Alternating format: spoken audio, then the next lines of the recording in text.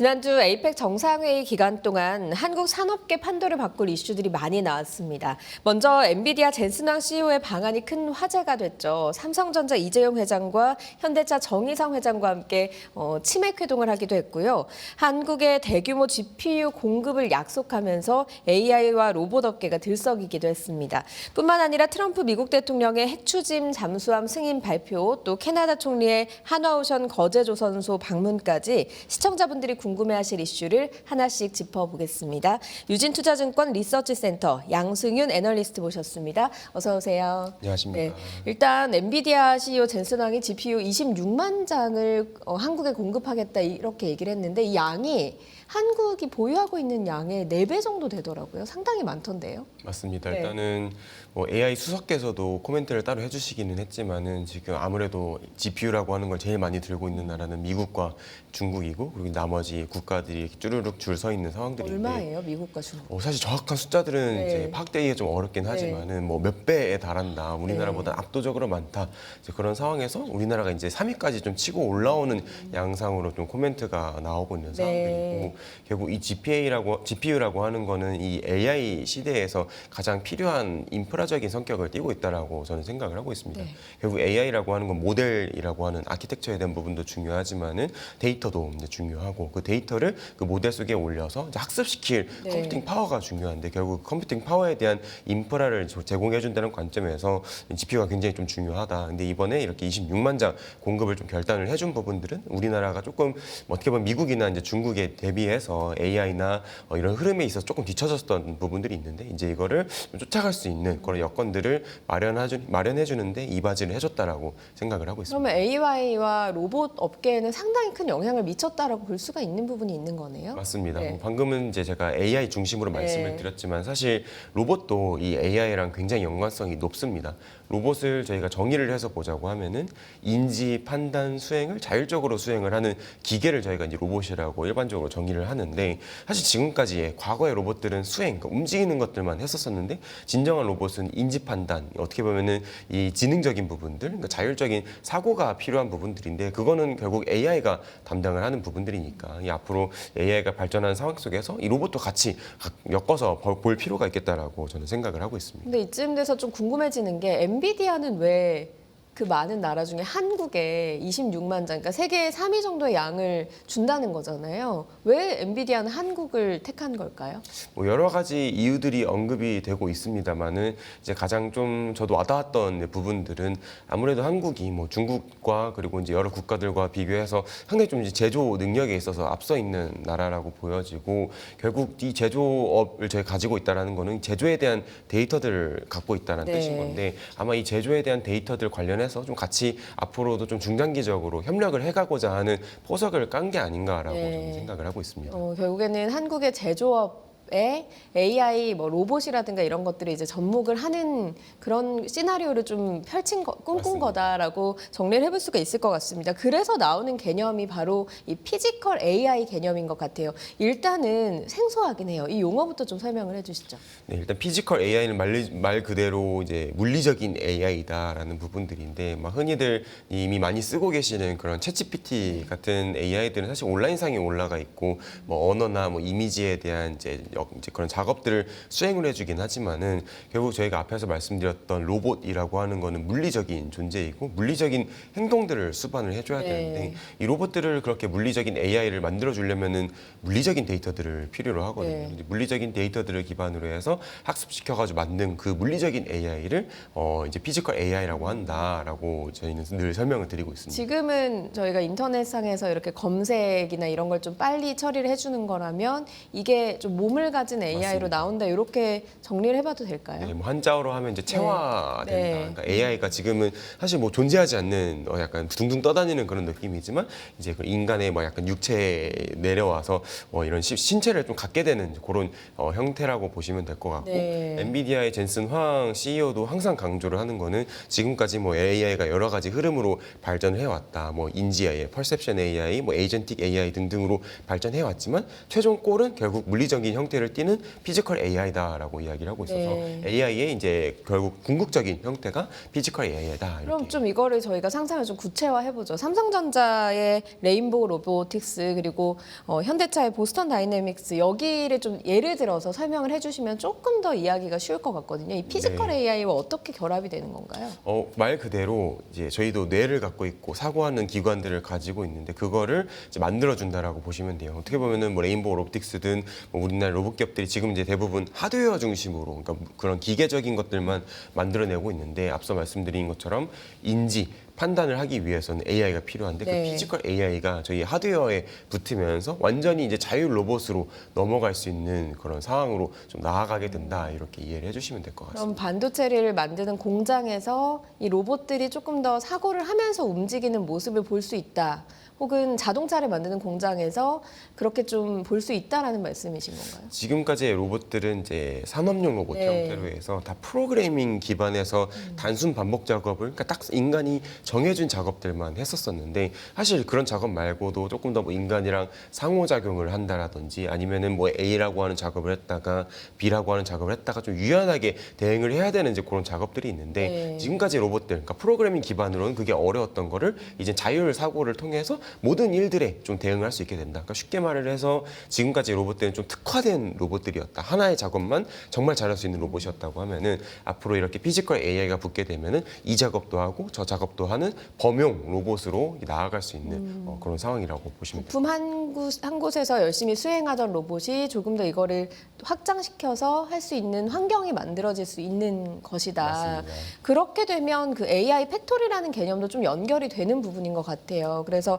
현대차와 이거를 돈을 같이 들여서 AI 팩토리를 좀 엔비디아가 꿈꾼다라고 하는 건데 어떤 모습일까요? 일단은 뭐 이제 결국 엔비디아라고 하는 기업은 막 그렇게 현대차랑 협업을 하기는 하지만은 어떻게 보면 이제 인프라적인 그런 GPU나 그리고 GPU 위에서 여러 가지 개발자들이 개발을 할 수 있는 개발 도구나 뭐 아니면 AI 모델 아니면 이제 로봇에 관련된 데이터를 생성을 해주는 그런 프로그램 같은 것들을 제공을 해주기 때문에 네. 그러니까 현대차가 앞으로 하고 싶은 것들이 많습니다. 뭐 로봇도 하고 싶고 말씀 주신 것처럼 그런 스마트 공장들도 만들고 싶고 한데 결국 그런 걸 하기 위해서는 인프라가 이제 필요한데 이제 그 인프라들을 엔비디아가 이제 제공을 해줌으로써 현대차가 이제 그런 꿈꾸는 것들을 할 수 있게 되는 이제 기반들이 마련이 된다. 그러니까 제가 계속 말씀을 드리는 게 인프라, 뭐 기반 이런 것들을 말씀을 드리는데 이제 엔비디아는 이제 뭐 이렇게 구체적으로 아니면 주체적으로 해서 이 우리나라 기업들과 협업을 하는 그런 그림보다는 이제 우리나라에 필요한 그런 인프라들을 제공을 해주는 기업이라고 이해를 하시는 게 조금 더 와닿으실 것 같습니다. 기업들이 지금 꿈꾸고 있는 것들이 그 GPU가 없어서 실현이 못 되는 것들이 많은가 보죠. 맞습니다. 네, 그래서 그런 것들을 엔비디아에서 공급을 받음으로 인해서 좀 엑셀레이트를 밟을 수 있다라고 이해를 할 수 있을 것 같습니다만 지금 보면 앞서서 말씀하신 것처럼 이게 우리나라가 26만 장을 공급을 받게 되면 세계 3위라고 얘기를 하셨잖아요. 그러면 1, 2위 미국과 중국은 엄청 많이 가지고 있다는 건데 이거의 그 패권 자체를 AI 패권이라고 하면 엔비디아가 가지고 있기는 하잖아요. 맞습니다. 그런데 이 GPU, 최신형 GPU마저 엔비디아가 가지고 있다라고 하면 새롭게 이제 펼쳐지는 AI 시대는 또 엔비디아가 패권을 가져갈 가능성이 높아지는 건가? 결국엔 1등이 계속 1등하는 건가라는 생각이 들기는 하거든요. 맞습니다. 사실 좀 어떻게 보면 우리나라 입장을 생각을 해보면 슬픈 사실이기도 하지만은 엔비디아가 지금까지의 AI 시장에서도 이제 주력 패권 기업으로 성장을 해왔었고 또 앞으로 이제 제가 항상 담당을 하고 있는 이제 로봇 분야에 있어서도 좀 말씀을 드리는 거는 로봇 시대에서도 엔비디아가 패권을 가져갈 가능성이 네. 매우 높다. 사실 저희가 뭐 로봇 관련해서 항상 시장에서 관심이 많으신 거는 로봇 AI를 하는 뭐 구글이라든지 이런 기업들 또는 뭐 휴머노이드를 만드는 현대차가 인수한 보스턴 다이내믹스나 아니면 테슬라의 뭐 옵티머스 로봇 이런 것들을 많이 생각을 하시는데 사실 앞으로 이 로봇 기업들 뭐 하드웨어든 소프트웨어든 여러 기업들이 있는 가운데서 어떤 기업이 1등 할지는 아직 예측하기가 어렵거든요. 뭐 테슬라가 1등 할 수도 있고 아니면 보스턴 다이내믹스가 1등 할 수도 있고 여러 가지 하드웨어적인 하지만 맞습니다. 거에서는 아니면 또 AI 측면에서도 뭐 구글, 메타 여러 기업들이 있는데 결국 그 하드웨어가 AI를 붙여서 뭐 휴머노이드, 그러니까 범용 로봇들, 자율 로봇들을 만드는 과정에 있어서는 엔비디아의 그런 칩들을 쓸 수밖에 없고 그리고 엔비디아가 제공해주는 그런 개발 툴들을 쓸 수밖에 없기 때문에 누가 1등을 하든 간에 결국 그 뒤에서는 엔비디아가 수혜를 보고 있는 상황이어서 앞으로 펼쳐지는 그런 로봇 시장에서도 엔비디아가 마찬가지로 이 패권들을 가져갈 가능성이 좀 매우 높아 보인다 네. 이렇게 생각을 하고 있습니다. 지금 만들어지는 하드웨어들은 엔비디아 없이는 만들 수가 없는 것들인가 보네요. 맞습니다. 대체로. 네, 저도 네. 뭐 이제 로봇 쪽에서도 학회가 많이 열리는데 이제 저도 거기 학회들 참여를 해서 보면은 여러 하드웨어 부스들이 있습니다. 가 보면은 엔비디아 로고들이 다 박혀 있어요. 엔비디아랑 같이 협업을 하고 있다. 엔비디아의 무슨 어떤 칩을 쓰고 있다. 이런 식으로 이야기들을 하고 있어서 뭐 네. 엔비디아가 그런 모습들이 상당히 좀 압권이다라고 생각을 합니다.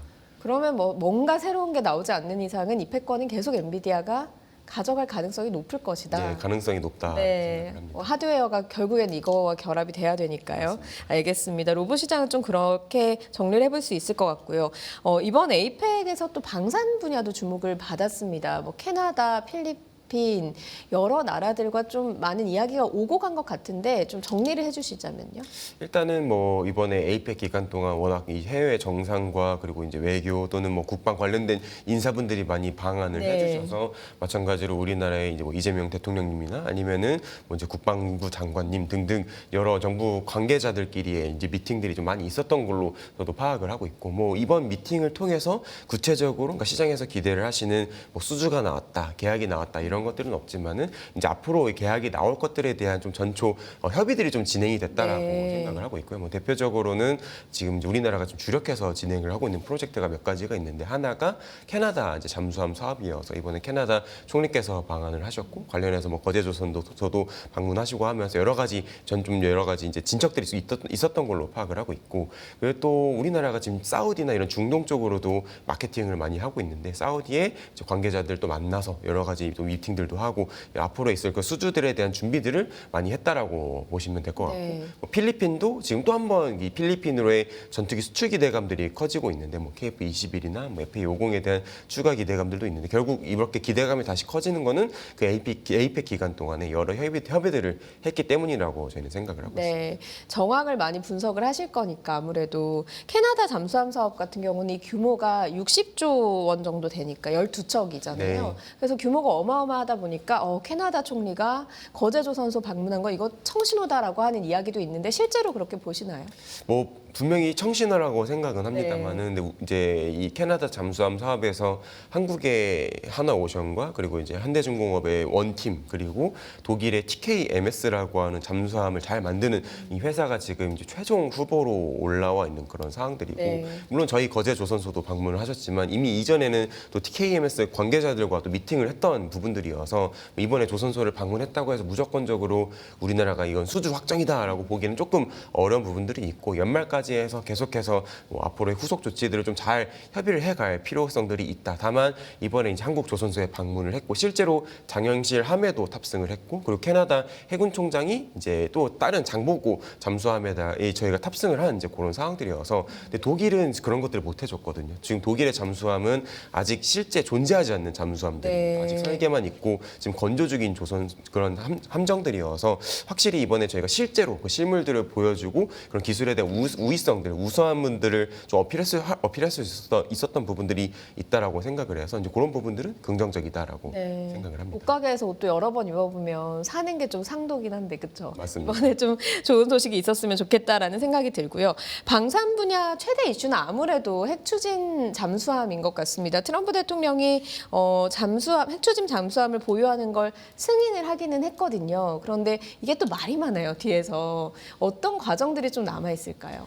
일단은 이제 핵추진 잠수함에 대해서 조금 이제 이해가 필요할 것 같기는 한데 이 핵추진 잠수함 시장에서 조금 많이 오해를 하시는 게 핵미사일 발사하는 이제 잠수함으로도 네. 오해를 하시는데 그런 것들은 아니고 말 그대로 이제 핵을 원료로 해서 추진을 하는 그런 잠수함이고 지금까지의 잠수함들 그러니까 재래식 잠수함이라고 하는 것들은 뭐 디젤 연료를 활용을 해서 이동을 했었었는데 아무래도 디젤 연료로 이제 잠수함이 동력을 가지고 운항을 하게 되면은 뭐 조금 계속해서 이제 수면으로 부상을 해야 된다든지 이 작전에 있어서 있어서의 어려움들이 있기 때문에 충전하려고 올라오는 맞습니다. 거죠. 충전을 하고 이제 공기를 계속 보급을 받기 위해서 올라오는 것들인데 사실 잠수함이라고 하는 거는 물 밑에서 계속해서 작전을 하는 게 진짜 잠수함인데 그렇죠. 실제 그걸 구현하는 잠수함은 핵잠수함이 유일하다라는 부분들이고 그래서 이제 핵추진 잠수함을 이제 만들려고 하고 있는 이제 그런 사항들이고 뭐 이제 아직 뭐 구체적인 내용들은 계속 이야기가 돼야 됩니다. 결국 이 핵 연료에 대한 부분들을 확보를 해야 되는데 그 핵 연료를 뭐 미국으로부터 해서 보급을 받는 건지 아니면은 우리나라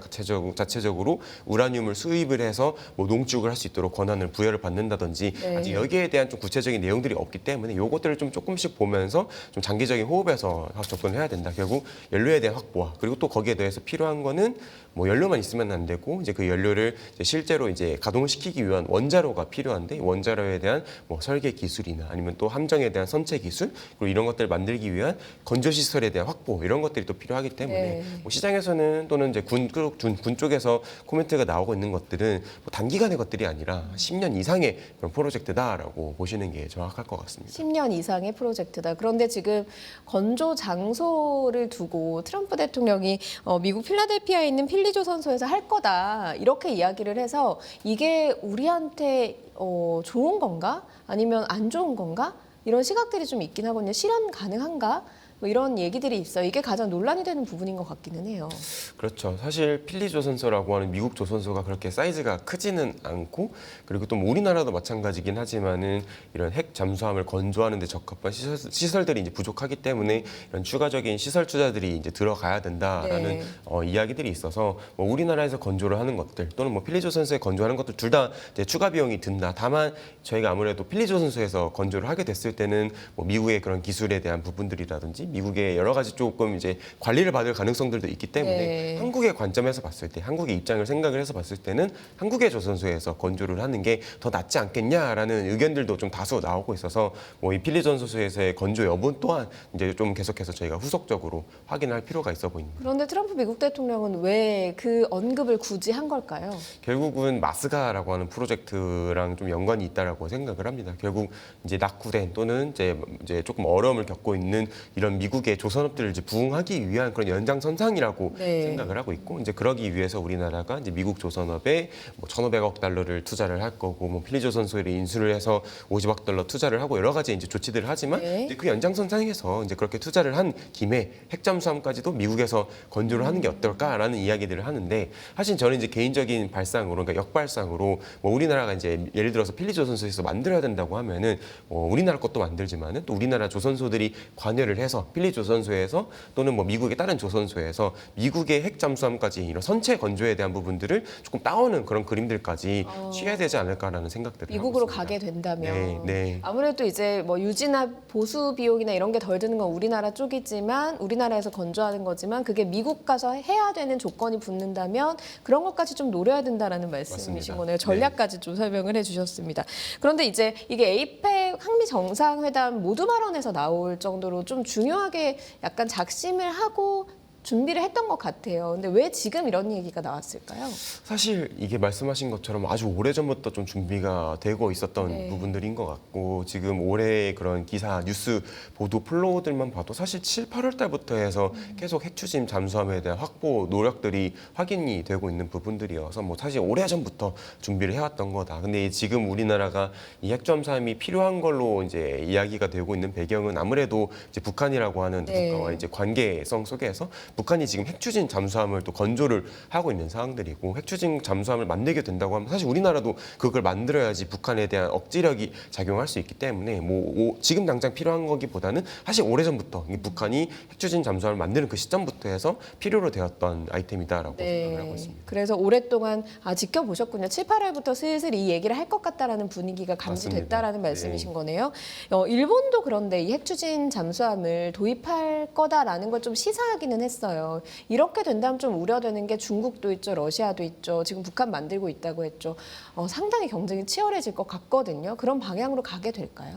사실 이제 지정학적으로 계속 좀 불안감이 높아질 수는 있는 부분들이고 물론 또 이번 에이펙 이후에 뭐 중국 쪽에서도 우리나라 핵추진 잠수함을 만드는 거에 대해서 뭐 이해한다 이런 식으로 코멘트가 나오고 있기 때문에 네. 조금씩 뭐 이해하는 이제 그런 그림들이 있기는 하지만은 아무래도 이 핵추진 잠수함이라고 하는 게 뭐 비대칭 전력에 대한 부분들이고 우리나라만 만드는 게 아니라 일본이 만드는 그리고 또 어떻게 보면 미국 관점에서 우리나라와 일본은 또 서방의 우방국이니까 이제 중국 관점에서는 좀 불편한 그런 상황들이 연출이 될 수 있기 네. 때문에 동북아의 그런 지정학적인 구도가 계속해서 조금 이제 불안감에 좀 빠질 가능성은 높다라고 생각이 됩니다. 근데 제가 알기로는 일본이 이미 그 잠수함이나 이런 게 굉장히 잘 만들어져 있는 걸로 알고는 있는데 왜 굳이 이 핵추진 잠수함을 지금 도입하겠다 이런 내용을 좀 얘기를 한 걸까요? 뭐 사실 일본도 아마 배경은 똑같을 겁니다. 뭐 북한이 핵추진 잠수함을 건조를 하고 있고 그리고 사실 중국도 이 핵추진 잠수함을 다량 보유를 하고 있는 그런 상황들이어서 뭐 일본의 주변 해역들의 작전 관점에서 봤을 때는 일본도 당연히 지금은 디젤 잠수함밖에 없으니까 핵 잠수함에 대한 필요성들이 있었던 거고 일본 같은 경우 우리나라랑 다르게 이제 군사적 목적으로도 우라늄 농축을 할 수가 있기 때문에 사실 법적 근거가 다 마련이 되어 있어서 어떻게 보면 우리나라보다도 더 빨리 핵추진 잠수함을 만들 수 있는 그런 환경으로는 알려져 있는 상황으로 파악을 하고 있습니다. 우리나라는 그 법적 절차까지 진행이 되려면 10년 정도를 최소로 잡아야 된다. 그런데 일본은 조금 더 빨리 진행될 수 있다는 말씀이신 것 같습니다. 좀 지켜봐야 할 것 같고요. 이제 조금 기분 좋은 얘기를 해보자면 방산 4사의 3분기 영업이익이 1조 3천억 원 정도로 나왔더라고요. 이게 전년 대비로 하면 한 72%가량이 오른 건데 기분 좋은 소식이긴 해요. 맞습니다. 네. 뭐 계속해서 저희가 전년 대비로 해서 이익 성장들을 하고 있는 상황이어서 뭐 긍정적이다 이제 이렇게 생각은 하는데 사실 이미 투자 시장에서는 이제 1분기, 2분기 실적까지도 다 같이 이제 보시는 상황들이고 그러니까 1분기, 2분기의 실적 흐름 대비해서는 3분기 때 그러니까 저희가 전년 대비로는 크게 성장을 하지만 전분기 대비로는 그 성장세 자체가 조금 둔화되는 구간들이어서 사실 시장의 기대감들은 뭐 3분기보다는 조금 더 이제 방산의 계절적 성수기라고 할 수 있는 4분기로 좀 옮겨져 가고 있는 이제 모습들이고 어찌 되었든 뭐 그래도 전년 대비해서는 큰 폭으로 성장을 하고 있는 거니까 좋은 거는 맞다. 다만 네. 기저가 계속해서 올라오고 있는 부분들은 또 리스크적인 부분들이 있다. 기저가 높아지는 게 좀 부담이 되기는 한다. 이렇게 생각을 합니다. 그런데 3분기 실적이 이렇게 잘 나오게 된 배경도 있을 것 같거든요. 좀 시청자분들이 이해를 하려면 이 배경을 좀 설명을 해주셔야 될 것 같아요. 네, 일단 실적이 잘 나오는 이유는 아무래도 저희가 22년도부터 해서 해외 수주들을 많이 받았던 부분들이 있고 우리나라가 21년까지만 해도 사실 평년으로 봤을 때는 해외 수출에 대한 그러니까 해외 수주가 30억 불 정도 수준에서 머물렀었었는데 네. 22년도에 갑자기 170억 불 정도로 크게 올라왔었었고 뭐 그 이후에도 140억 불, 90억 불 해서 이제 꾸준히 높은 수주들을 이제 받아왔었던 건데 결국 수주를 받고 나서 이제 실적으로 반영되는 거는 조금 이제 시차가 있습니다. 한 1년에서 2년 정도 시차가 있어서 2022년도에 수주 받았던 대규모 수주들이 이제 막 작년 연말부터 해서 실적으로 반영이 되고 있는 이제 그런 상황들이고 납품을 하기 때문에 맞습니다. 이게 실적으로 네. 반영이 되는 거예요. 납품이 늘어나고 하면서 이제 실적이 좀 큰 폭으로 올라오고 있는 상황들이다. 그래서 네. 22년도 수주 물량들 때문에 실적이 좋아지고 있다 이렇게 보시면 그때 계약을 맺었던 것들에 대한 납품이 착착 이루어지면서 대금도 좀 들어온다 이렇게 이해를 하면 돼요. 뭐 대금에 대해서는 사실 기업들의 이제 대금 네. 조건들이 있기 네. 때문에 실제 현금이 들어오는지에 대해서는 좀 추가적으로 파악이 필요하겠지만 이제 재무적으로 이제 그 매출로 찍히는 부분들은 늘어나고 있는 상황들이어서 네. 확실히 이제 그 관점에서는 손익 관점에서는 긍정적이라고 생각을 합니다. 네, 알겠습니다. 에이펙 정상회의 지나고 나서 정말 말 그대로 산업계가 조금 기대감으로 차 있는 건 맞는 것 같습니다. 그 부분들 정리를 해봤습니다. 유진투자증권 리서치 센터 양승윤 애널리스트였습니다. 고맙습니다.